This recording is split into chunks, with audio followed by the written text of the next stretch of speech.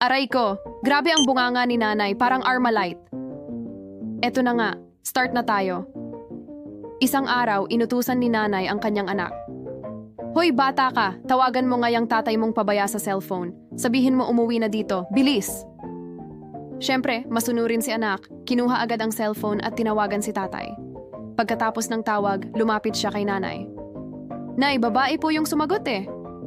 Biglang nag-init ang ulo ni nanay. Lintik, sinasabi ko na nga ba, may tinatago yung tatay mo. Anong sabi ng babae, ha? Anong sabi? Kinakabahang sumagot si anak. Sabi po, you only have 0 pesos in your account. Hindi na pinatapos ni anak yung sasabihin, hindi ko na po tinapos, nay. Mukhang matapobre eh. Ay nako, yung nanay, di malaman kung matatawa o maiinis. Kalma lang, nay. Lowbat lang pala sa load, hindi sa pag-ibig. Huwag kalimutang mag-subscribe para sa mas marami pang katatawanan. Salamat!